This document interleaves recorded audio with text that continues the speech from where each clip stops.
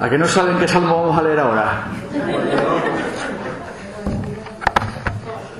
El número 51, sí. Salmo 51.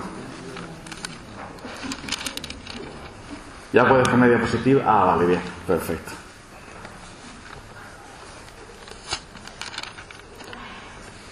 Es que están muy relacionados y después vamos a hacer referencia a ellos, por eso queremos leer los dos salmos.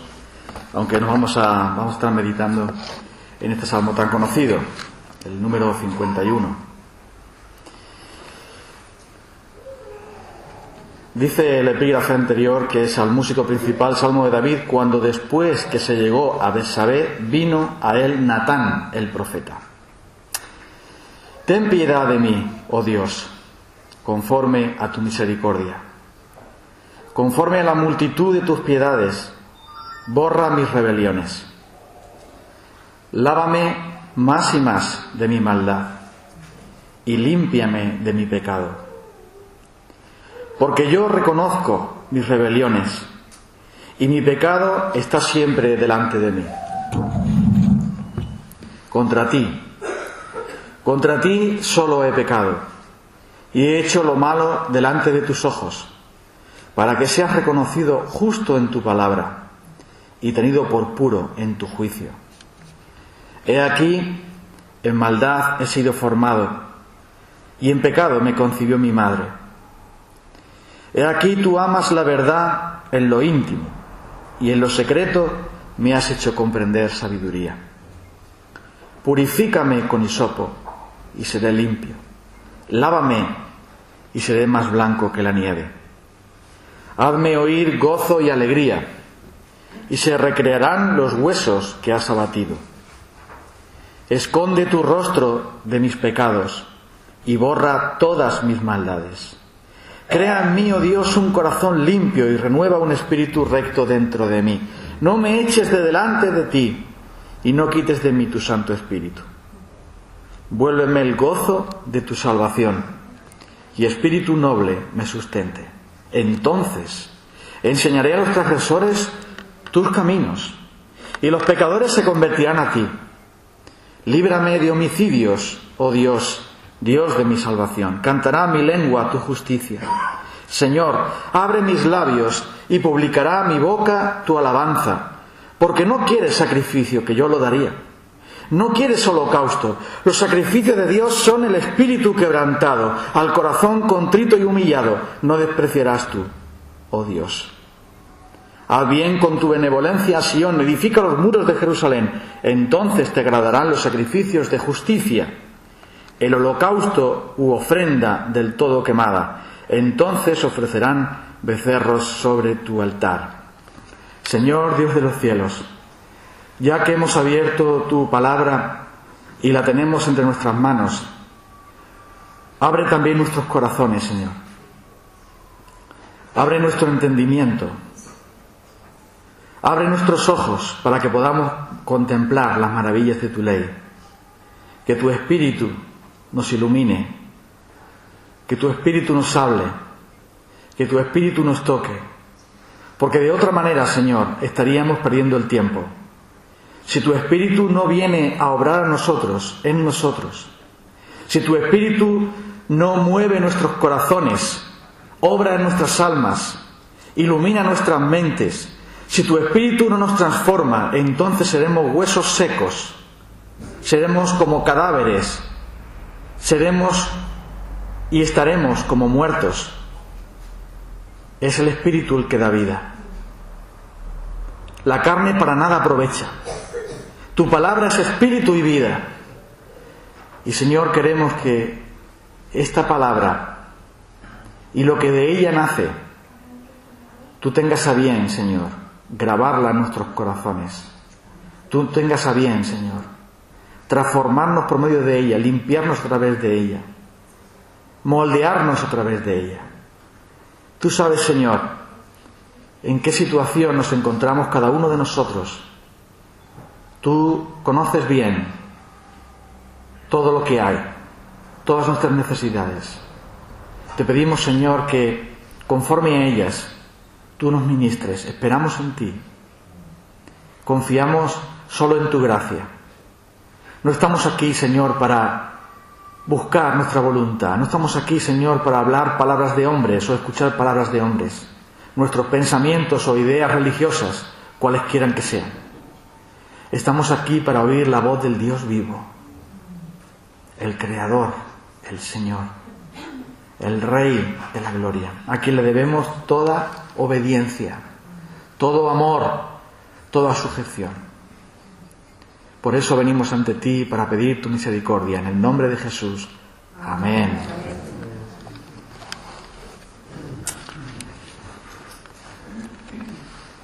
El pecado en la vida de un cristiano es realmente horrible. Es un horror. Y el Salmo 51 nos muestra los sentimientos de David cuando él fue confrontado por el profeta Natán y escribe este salmo de arrepentimiento, este salmo de confesión. Y esta palabra está escrita y está dejada aquí para que nosotros entendamos lo que el pecado significa, lo que el pecado nos hace, y comprendamos también de qué manera podemos ser liberados de ese pecado en nosotros. Si un cristiano está atado al pecado, tarde o temprano habrá unas consecuencias de sufrimiento. Habrá unas consecuencias, como pasó con David. Durante un tiempo su pecado estuvo como oculto, pero después fue manifestado. De la misma manera que después de la noche viene el día, cuando estamos sujetos al pecado, viene también después las consecuencias. El Salmo 51 fue escrito para que aprendamos cómo es Dios y aprendamos también cómo somos nosotros y qué ocurre, qué nos sucede cuando el pecado habita conscientemente en nosotros. Lo primero que vemos es que el pecado ensucia el alma. Aquí David está pidiendo que el Señor le lave. Lávame, límpiame. Son expresiones que aparecen varias veces. Pero David era un rey que tenía un baño particular seguramente. Tenía buenos ríos donde bañarse. Tenía jabón y tenía buenas ropas para cubrirse. ¿Cómo es que él le pide a Dios que le lave, que le limpie? Porque él se sentía sucio. Cuando la palabra de Dios llegó a su corazón, fue confrontado por el profeta y el Espíritu Santo le iluminó. Entonces David clamó: lávame y límpiame. Dice ahí que estar sucio no es lo mismo que sentirse sucio. Los cerdos están sucios, pero no les importa.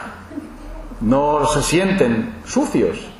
A ellos no les importa su estado, porque su naturaleza es así. Para alguien que no conoce a Dios, no hay ningún problema con el pecado, porque no se sienten sucios por ello. No se sienten mal porque el pecado habita en sus vidas o que ellos lo estén practicando o consintiendo en sus vidas. Pero para alguien que es creyente, el pecado le hace sentirse sucio por dentro. Y así es como David viene a Dios para pedir que le limpie. No dice David que se va a limpiar él a sí mismo, sino que se presenta ante el Señor para que le limpie. Lávame y límpiame y seré más blanco que la nieve. Ahora bien, lo peor que le puede pasar a un creyente es no sentirse sucio cuando peca. Eso es lo peor que le puede pasar. Lo peor que le puede pasar a una persona que deja su higiene corporal es que para esa persona no hay ningún problema. Entonces, se acostumbra a la suciedad, se acostumbra a ese estado. Y eso es algo terrible. Porque cuando un verdadero hijo de Dios peca, se siente sucio y tiene que buscar que el Señor le limpie. Y si alguien que es cristiano peca y no va a Dios a que le limpie, habría que preguntar si de verdad es cristiano. Tendríamos que preguntarnos primero eso. Porque si alguien no se siente sucio, es porque no está mirando a Dios. Cuando Isaías contempló al Señor, ¿qué fue lo que él dijo? ¿Te acuerdas? ¡Ay de mí, que soy inmundo de labios! Cuando Juan contempló al Señor Jesucristo, ¿qué fue lo que hizo? Cayó como muerto a sus pies, cuando vio su majestad y su santidad. El pecado nos ensucia nuestras almas y nos hace sentir mal ante Dios. Hay algunas personas que han sido planchados, almidonados, que han sido bien vestidos con su religiosidad, pero no están limpios en su interior. David se sentía bien en su trono, pero él estaba sucio. Y cuando él se da cuenta de su condición, entonces le dice al Señor: lávame y límpiame. La segunda cosa que vemos es que el pecado domina nuestra mente. Dice: yo reconozco mis rebeliones y mi pecado está siempre delante de mí. Esto es interesante, porque David no había podido quitarse de su mente el pecado que él había cometido.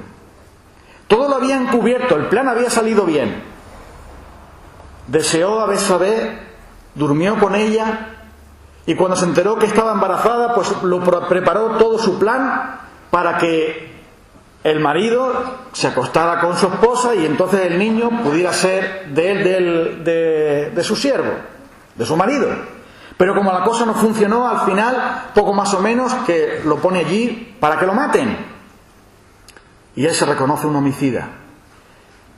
El plan funcionó. Urías murió. Y nadie se enteró de nada, excepto él, Betsabé. Quizá, no sabemos exactamente si Betsabé conocía todo el plan. Y Dios. Pero David no había podido quitarse de su mente ese pecado, porque día y noche el pecado estaba ahí. No había sido confesado, no había sido limpiado, y por lo tanto, aunque él estuviera en su puesto como rey y estuviera haciendo lo que supuestamente tenía que hacer, el pecado estaba ahí. La prueba de que alguien es creyente es que ese pecado está ahí y no hay manera de quitarlo. Es verdad que lo podemos olvidar durante un tiempo, y mientras que estamos haciendo las tareas de la casa o el trabajo o leyendo un libro o resolviendo un problema de matemáticas, nos olvidamos del pecado, pero de alguna manera volverá otra vez a nuestra mente o a nuestro subconsciente o hasta en nuestros sueños. Pero el pecado, dice ahí, mi pecado está siempre delante de mí. No había manera en que David se pudiese liberar de ese pecado. Porque una vez que hemos pecado contra Dios, el Espíritu Santo, que es nuestro Maestro, que es el que nos convence de pecado, de justicia y de juicio, este está ahí, acusando. O mejor dicho, no acusando, sino redargüéndonos, o sea, persuadiéndonos. Y por si fuera poco, también tenemos a un enemigo, el acusador de los hermanos, que se encargará de hacernos sentir mal. En la mente y en el corazón está ese pecado. Mi pecado está siempre delante de mí. Porque la culpa no la podemos quitar ocultándola. La tristeza es diferente a la culpa. Dice ahí que la tristeza es una herida limpia. Digo que es una herida limpia porque la tristeza tú la puedes quitar, no sé, pues con las circunstancias de tu vida. Hay momentos en que la tristeza se va. Estás en una reunión con tus amigos, con tus familiares, lo estás pasando bien en un evento, o las cosas están saliéndote bien en el sentido humano de la palabra, y entonces pues puedes sentir algunos ratos de felicidad, y la tristeza que tenías puede desaparecer por un momento, por un tiempo. Pero la culpa es una herida infecciosa. La culpa es un sarcoma. La culpa es un cáncer. La culpa es un veneno que, a no ser que sea extirpado por Dios mismo quirúrgicamente, seguirá ahí infectando nuestras vidas. Y por eso dice el apóstol, iba a decir el apóstol David, dice el rey David: mi pecado está siempre delante de mí. Porque dominaba su mente, dominaba su corazón en cualquier cosa que él pudiera hacer. Así que no nos podemos librar del pecado tan fácilmente. Hace falta una intervención de Dios. La tercera cosa es que el pecado, y esto es lo más grave de todo, deshonra al Señor. Esto es lo más grave que podemos decir del pecado en general, pero mucho más del pecado en un creyente. Porque nosotros, antes de conocer al Señor, pecábamos todos los días y en todas horas. Éramos como la funeraria, 24 horas servicio permanente, pecando a cada momento.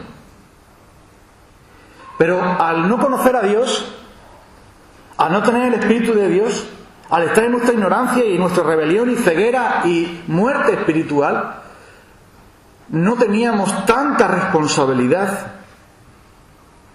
porque como no amamos al Señor, no estábamos ofendiéndole conscientemente, porque no le conocíamos. Pero un cristiano conoce al Señor personalmente, conoce a Jesucristo, valora lo que Jesucristo ha hecho en la cruz. David conocía a Dios íntimamente, había experimentado el poder y el cuidado y la gracia del Señor montones de veces. David caminaba con Dios, vivía con Él, y había recibido del Señor muchas revelaciones y muchas bendiciones. Por lo tanto, en él era distinto, porque David tenía una relación con Dios. No es lo mismo temblar por miedo al castigo, como tiembla un delincuente cuando es cogido por la policía y entonces tiene que pasar, sufrir la cárcel o lo que sea. No es lo mismo ese temblor, ese temor al castigo, que ese temor de arrepentimiento, de contrición, de dolor. Los creyentes, cuando pecan, deshonran al Señor, pero deshonran al Señor, que es su Padre. No es su jefe, o su rey, o su gobernante, o su amo. No, muchísimo más. Es su Padre.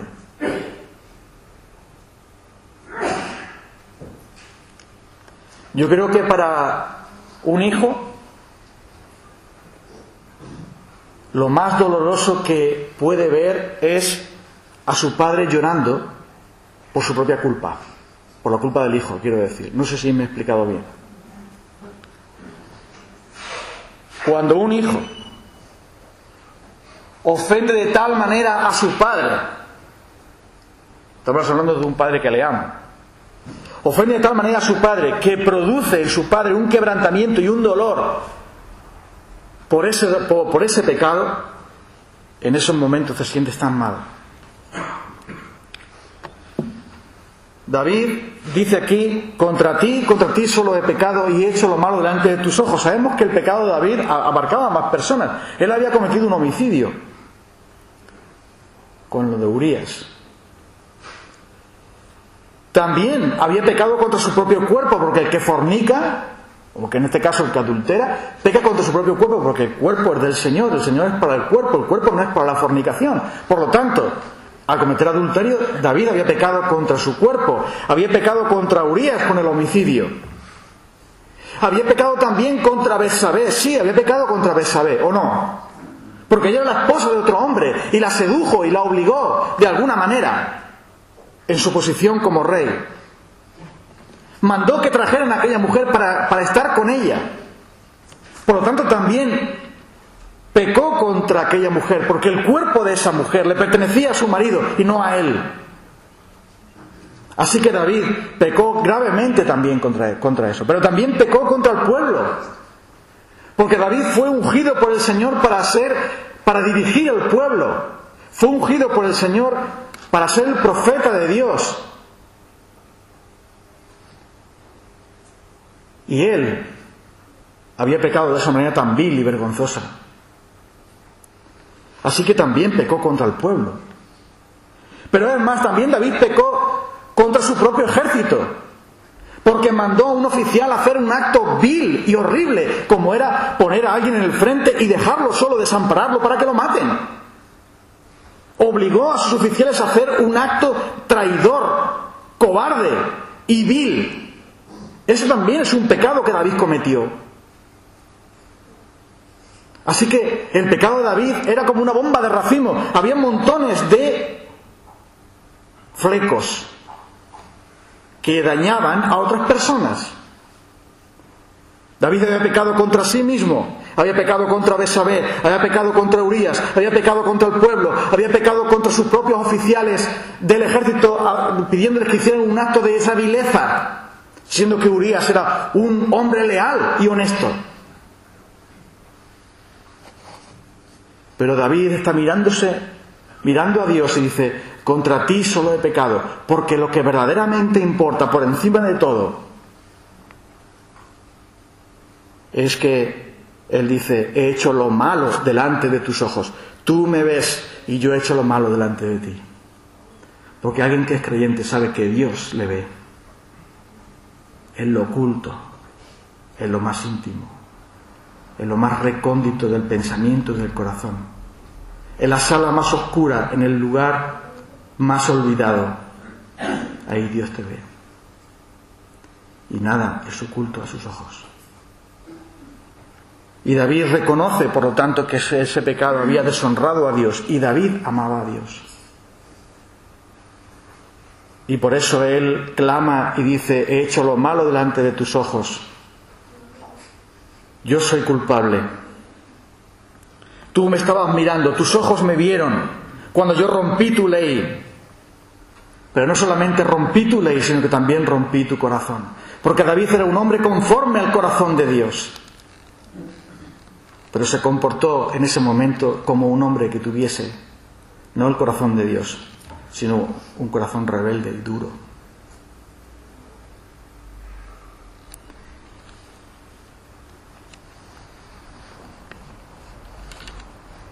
El pecado ensucia el alma, el pecado domina la mente, el pecado deshonra a Dios. Esto es lo más grave de todo.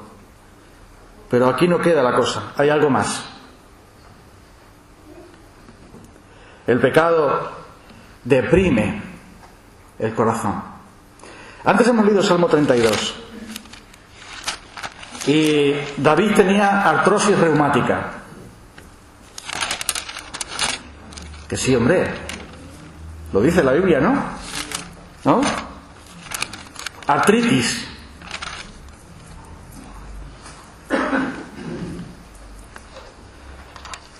Sabemos que los salmos son poesía. Y son poesía para cantar, para alabar. Pero expresan los sentimientos de alguien que no ha confesado su pecado.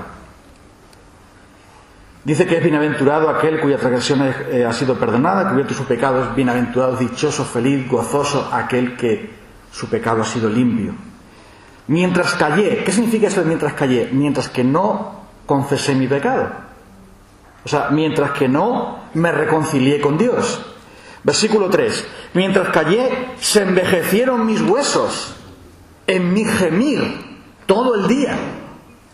Porque de día y de noche se agravó sobre mí tu mano, se volvió mi verdor en sequedades de verano. ¿Cómo se siente un creyente cuando peca? Se siente deprimido, ha perdido el gozo, ha perdido el contacto con Dios y siente que sus huesos se envejecen, siente que su corazón no late, que ya no tiene verdor, no tiene frescura, sino que se encuentra como un desierto. ¿Saben? Las personas más dignas de conmiseración o más dignas de compasión que hay en este mundo, además de los pecadores que no conocen a Cristo, evidentemente, Pero yo creo que aún por encima de ellas son los cristianos que han pecado y permanecen en el pecado. ¿Cómo se sienten ellos? David dice que hasta que él confesó su pecado, versículo 5, mi pecado te declaré, del Salmo 32, mi pecado te declaré y no encubrí mi iniquidad. Dije, confesaré mis transgresiones a Jehová, y tú perdonaste la maldad de mi pecado. Él se sintió mal, se sintió morir, se sintió deprimido, se sintió hundido, perdió el gozo, perdió la paz, perdió la comunión con Dios, la bendición con Dios, estaba pudriéndose por dentro, estaba muriéndose por dentro, estaba en esa tristeza, en esa angustia, en ese gemir todo el día, hasta que confesó el pecado. El Salmo 51 lo expresa con otras palabras, pero parecidas. Hazme oír, versículo 8, gozo y alegría. ¿Cómo va a tener gozo y alegría David si no confiesa su pecado? Y se recrearán los huesos que has abatido. Esconde tu rostro de mis pecados, borra todas mis rebeliones. Vuélveme el gozo de tu salvación, y espíritu noble me sustente. No me eches de delante de ti, no quites de mí tu Santo Espíritu, dice el versículo anterior. Claro, porque el pecado deprimía el corazón de David. El gozo lo perdió. La comunión con Dios auténtica, íntima, sincera, fresca, ya no la tenía. Porque el pecado nos separa de Dios y hace que su rostro se vuelva de nosotros. El gozo de la salvación. Y el temor se había apoderado de él. No quites de mí tu Santo Espíritu. Un temor que deberíamos tener todos nosotros. Porque a veces damos por hecho que lo que tenemos de Dios lo tenemos certificado con acuse de recibo y que eso no lo vamos a perder. Podemos perder no el Espíritu Santo, pero sí todos los bienes que el Espíritu Santo nos da. No quites de mí tu Santo Espíritu, no me eches de delante de ti. Vuélveme el gozo de tu salvación, porque David se encontraba como un muerto viviente, como sin alma, como un zombi espiritual. Y estas son las personas más en el peor estado que uno puede estar. Porque no puedes alabar a Dios como Él es digno. No puedes orar a Dios como debieras. No sientes la presencia de Dios. El pecado está delante de ti, tu conciencia está ahí, el Espíritu Santo te reprende por ello. Pero pierdes el gozo, pierdes la paz, pierdes el amor. El Espíritu Santo deja de ungirte, de obrar en ti, de hacer que Cristo sea real para ti. Y entonces vienes a la iglesia y tus labios callan las adoraciones, las alabanzas al Señor. Vienes a la iglesia, pero no sientes nada delante de Dios. Oras, sí, pero repites unas cuantas frases piadosas, pero tú sabes que no estás en comunión con Dios. Y tienes miedo, porque el gozo de tu salvación lo perdiste. Perdiste la paz. Y, como dice ahí, la depresión entró. ¿Saben? Para mí no hay ninguna duda de que el pecado es la causa, la gran causa, la principal causa y en muchos casos la única causa de muchas de las depresiones que los cristianos sienten. Por supuesto que puede haber causas físicas y psíquicas, yo no estoy negando eso, solo estoy diciendo que según lo que dice la palabra de Dios, una relación correcta con Dios, una relación buena con Dios, es el mejor antídoto contra la depresión. Y cuando un creyente está deprimido, no tiene que ir al médico para que le den pastillas. Vete a Dios en oración primero. Porque es medicina para tus huesos.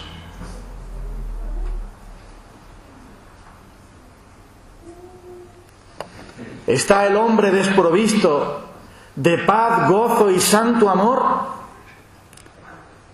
¿Esto es por qué? Porque no llevamos todo a Dios en oración.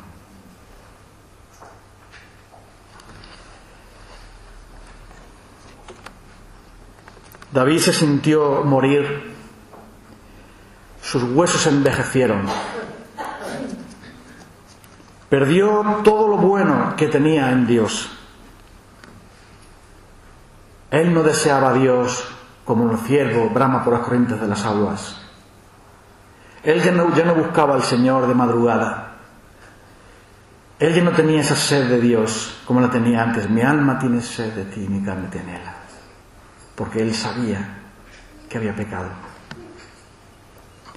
Hasta que llegó el momento de confesarlo. Porque al fin, cuando estamos en una situación difícil y reaccionamos de una manera pecaminosa, demostramos lo que somos.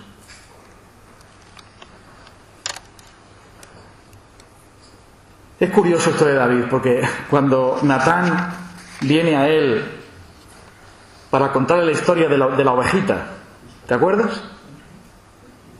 Él está allí en su trono. Una de las cosas, las facultades que él tenía era juzgar, evidentemente. Y Natán viene ahí con un mensaje del Señor para él. Bueno, te voy a contar una historia. Había un hombre que tenía solo una oveja, que era como parte de su familia, que comía de su mano. Una sola oveja. Pero había ahí otro hombre rico que tenía montones de ganados. Y llegó un visitante y tenía que prepararle un banquete al visitante. Pero en vez de coger de todo su ganado, en vez de coger de toda su riqueza,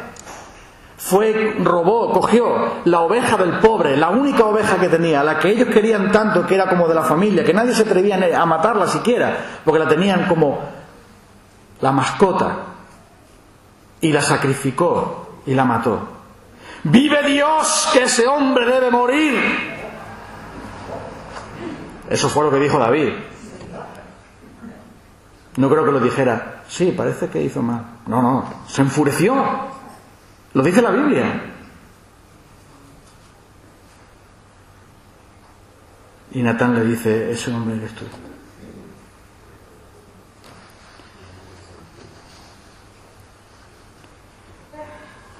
David había perdido el gozo.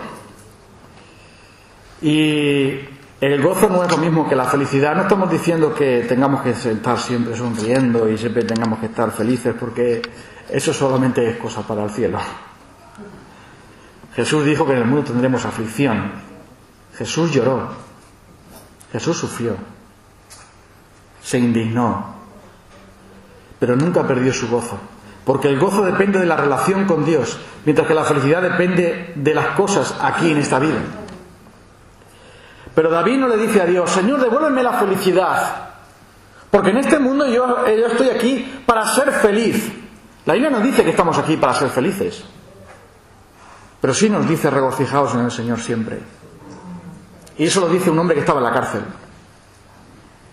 Sí nos dice que los del calabozo de más al fondo, un tal Pablo y Silas, a medianoche cantaban cánticos a Dios y oraban y los presos les oían. Pero David había perdido el gozo. Jesús dijo, estas cosas os he hablado para que mi gozo esté en vosotros y vuestro gozo sea cumplido. Por el gozo que fue puesto delante de él, soportó la cruz, menospreciando lo oprobio, y se sentó a la diestra de Dios. Porque el gozo depende de Dios y el gozo se corta cuando hay pecado. Cuando hay pecado es como cuando se rompe una tubería y el agua deja de fluir. Y abres el grifo y no hay nada. El pecado interrumpe el suministro de gozo. Interrumpe el suministro del Espíritu de Dios en nosotros, porque entristece al Espíritu Santo y deshonra al Señor. Y por eso David dice, devuélveme el gozo de tu salvación y espíritu noble me sustente. El gozo no nos lo da Dios para quitarnos el dolor, sino para ayudarnos a soportarlo.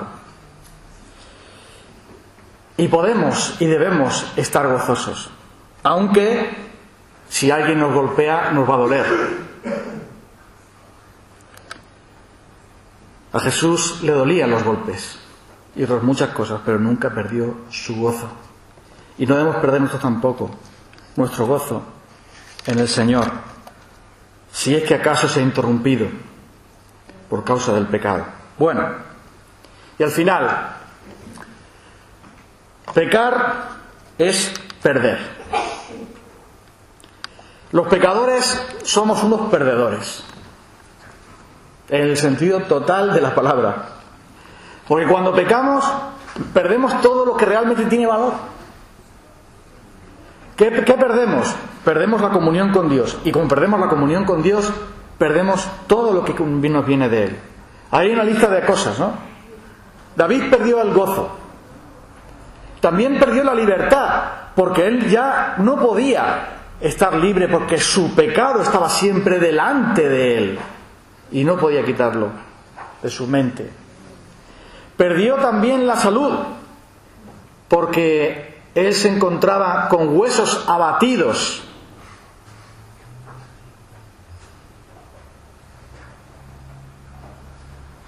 Perdió también su testimonio, porque dice: entonces enseñaré a los transgresores tus caminos y los pecadores se convertirán a ti. ¿Cómo él iba a predicar a otros y a enseñar a otros? Y además perdió la paz, porque no había paz en su conciencia, ni en su mente, ni en su corazón. Perdió todo lo que verdaderamente importa. Y por eso digo que pecar es perder. El pecado es nuestro principal enemigo, pero no es el pecado de los demás, sino nuestro propio pecado.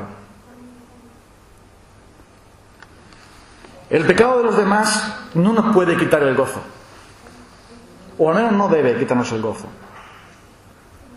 Esto lo digo porque a veces parece que cuando los demás pecan contra nosotros, entonces parece que eso nos va a afectar. Sí, nos puede quitar la felicidad.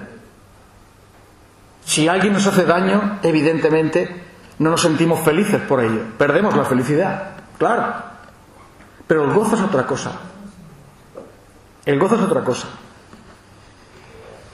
Y tenemos que entender que solo podemos perder el gozo cuando pecamos nosotros contra Dios. Y contra los demás también, evidentemente, pero todo pecado es primeramente contra Dios. El dolor es inevitable, dijo alguien, pero la miseria es opcional. Tú puedes sentir dolor, pero no significa que tengas que vivir como un miserable. Me asombra cuando vemos en las plantas de los hospitales las personas que están allí con el cáncer, con la quimioterapia y todo eso. Y algunos de ellos jóvenes, que cuando hablan dicen: bueno, estoy enfermo, tengo una enfermedad, pero soy una persona, voy a seguir viviendo cada día, voy a seguir luchando cada día. No se hunden con esa enfermedad y dicen: bueno, pues ya no tengo nada que hacer, sino que entienden que deben seguir luchando. Y por eso el gozo no debemos nunca permitir que nos lo arrebaten, nadie ni nada. Pon la última, colega. Bueno, ¿cuál es el remedio para el pecado? ¿Cuál es el remedio para recuperar lo que hemos perdido? Y para recibir aquello que Dios nos da. Pues ahí está bien fácil, ¿no? La receta del Señor, versículos 15 al 17. Señor, abre mis labios, publicaré tu alabanza, y publicará mi boca tu alabanza, porque no quieres sacrificio, que yo lo daría. No quieres holocaustos, es decir, los sacrificios externos de la ley. Los sacrificios de Dios son ¿qué? El espíritu quebrantado, al corazón contrito y humillado, no despreciarás tú, oh Dios. Solo hay una manera de dejar de perder, una manera de ganar gozo, de ganar paz, de tener comunión con Dios, de rejuvenecerte espiritualmente y también físicamente, porque algunos cuando se convierten rejuvenecen y todo, son más guapos y todo. Mira cómo estoy yo. Era una broma, ¿eh?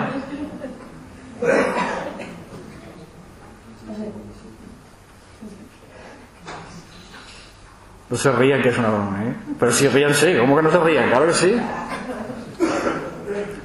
Cuando alguien conoce al Señor, su espíritu se renueva, ¿no? El hombre interior se renueva de día en día. El exterior se va desgastando, pero el interior se renueva. La manera de recuperar la salud espiritual y la salud en todos los sentidos, anímica también, y huir de la depresión y estas cosas, es tener una relación con Dios. Y nosotros no podemos librarnos del pecado. No podemos encubrir el pecado, no podemos meter el pecado debajo de la alfombra. No podemos deshacernos del pecado, olvidándonos de él.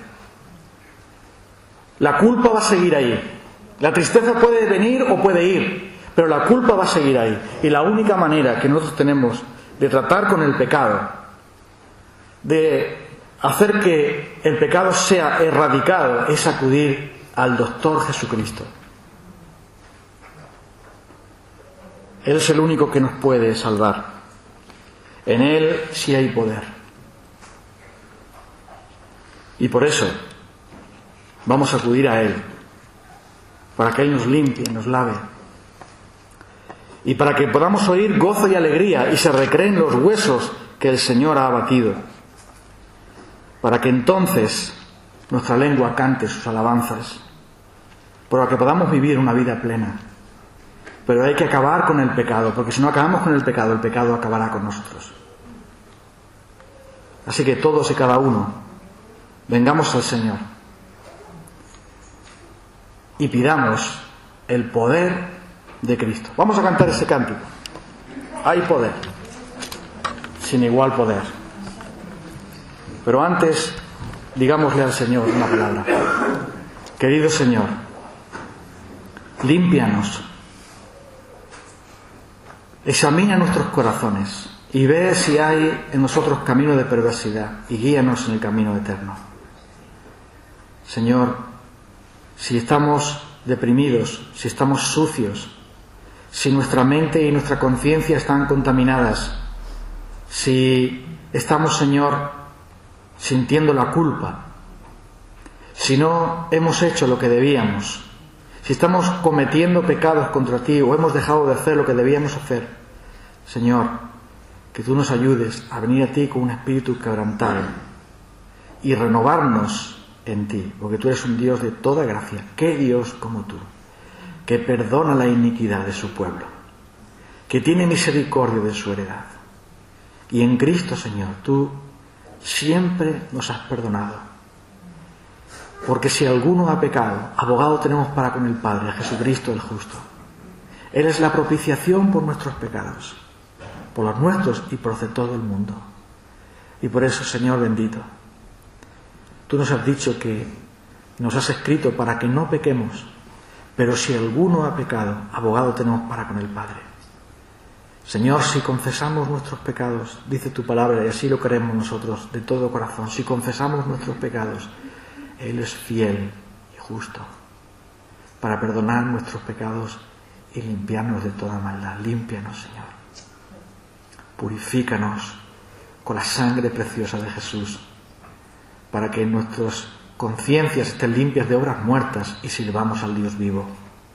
Para que tú, Señor, nos llenes, nos transformes y podamos otra vez, Señor, sentir ese gozo, esa paz, esa libertad, ese amor por ti y esa gran satisfacción en ti. En el nombre de Jesús. Amén.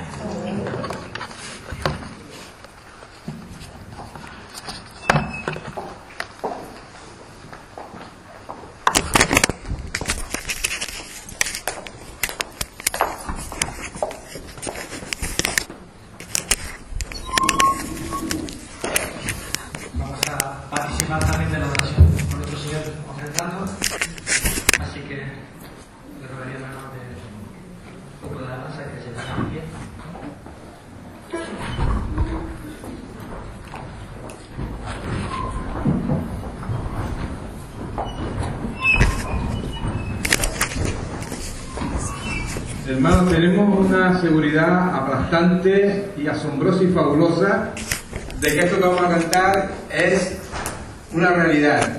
¿Por qué? Porque Jesucristo no se quedó en la tumba. Jesucristo se levantó victorioso y es nuestro certificado de vida. Así que vamos a cantarlo con gozo y alegría.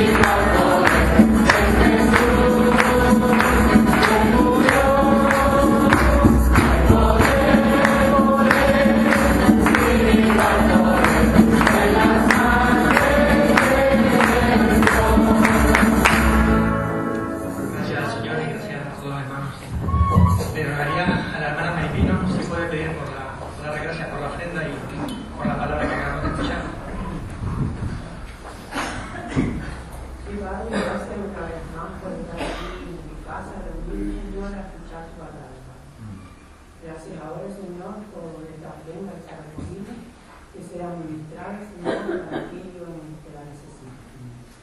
Y nuevamente, Señor, te pedimos que nos guardes el resto de la semana y que llevemos contigo en nuestros corazones, Señor, lo que hemos aprendido hoy. En el nombre de Jesús.